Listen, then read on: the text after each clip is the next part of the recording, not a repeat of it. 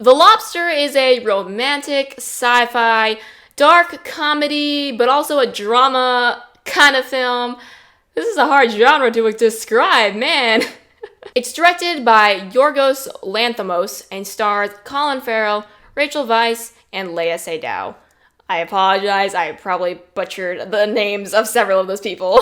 The Lobster is about this dystopian society in which you have 45 days to find love, and if you do not, you must become the animal of your choosing. So Colin Farrell plays a man named David, and after his wife leaves him, he needs to go to this hotel, which is where the single people go for 45 days in order to find love. The film is called The Lobster because David says he would want to be a lobster if he ends up not making it. It's a very interesting and kind of weird plot, and honestly probably one of the most creative plots that we've seen in a film as of late. I'm probably gonna end up using the word weird to describe this movie for a majority of this review because I don't know how else to describe it. It was very interesting, and that's not a bad thing. I really enjoyed this movie overall. First off, the acting was really well done.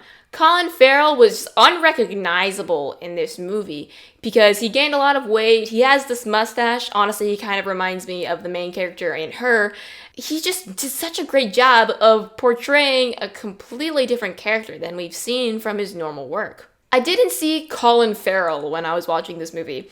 I saw a completely transformed character, and I think that really marks good acting because I kind of judge acting based on whether or not I see the actor themselves or the character they're playing. Farrell's character, David, is very awkward and kind of different, and honestly, all of the characters in this movie are really awkward, but that kind of made it funny, and I think that was the whole point, because the dialogue that goes on between all these characters, it's just kind of weird and awkward. I don't know how else to describe it, but it was really funny to watch, and honestly, this movie overall was hilarious. Generally, I find awkward humor to be hilarious, but that wasn't the only thing about this movie that was funny. There were so many scenes and just parts that were hilarious, and it's hard to describe the type of humor that was in this movie because, like I said, it's a dark comedy, which means a lot of it is really messed up, but it was really well done, and it made me laugh so much.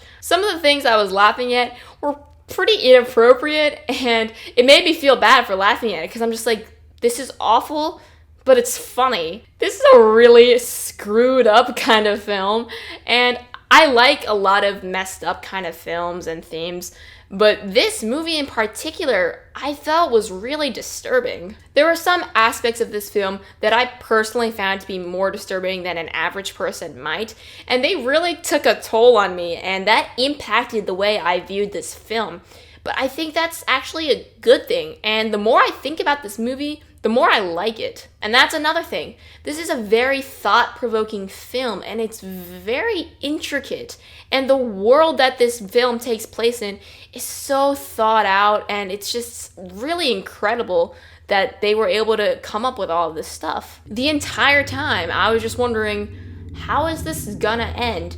And I think that really marks a good film because many times I find things to be predictable, and I'm kind of like, all right, I know where this is going, but I had no idea how this movie was going to end. However, I did feel that there were some unnecessary parts and unnecessary characters and these subplots going on that I was kind of like, okay, why did we need to have this? But that didn't take away from the film too much.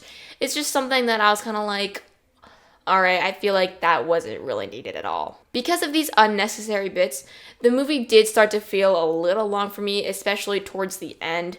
But once the ending did happen, I was kind of like, whoa!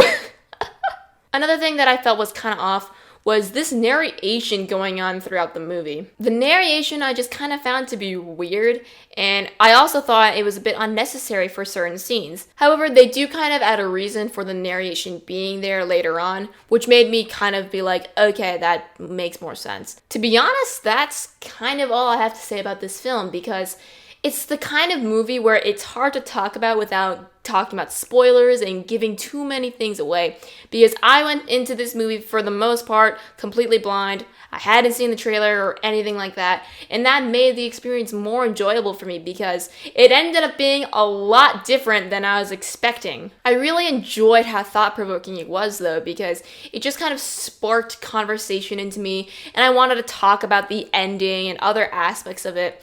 And I just really like films that make you think more afterwards. I really enjoyed the themes and elements in this movie, and because a lot of the themes are really screwed up, it just made me think about our own society and this online dating kind of world we live in, where it's like, if you're single, people sort of shun you. There's just a lot going on in this movie that makes you think about the world we live in today and what may end up happening in the future. I'm not saying that we're gonna become animals someday if we don't find love, but it's a very interesting concept, and the plot was just so unique and different. Overall, I'll say that The Lobster really surprised me.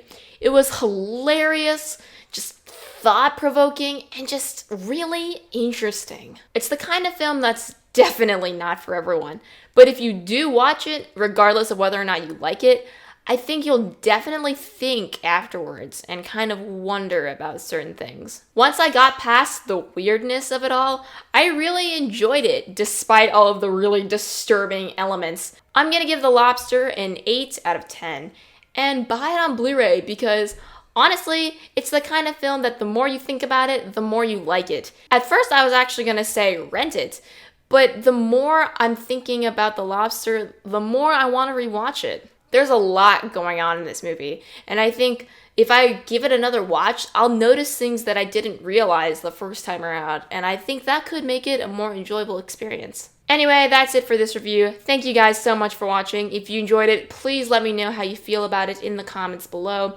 And tell me, if you were in the world of The Lobster, what kind of animal would you want to turn into if you didn't find love in 45 days? I feel like a lot of people would probably say a dog, which they actually kind of joke about in the film because a lot of people end up becoming dogs. And honestly, I think I would want to be a dog too. Other than a dog though, I'd probably say I'd want to be a fox because foxes are my favorite animals and they're just so cute and they're able to live on their own, which is, I'm assuming if I can't find love, I really need to learn how to be on my own.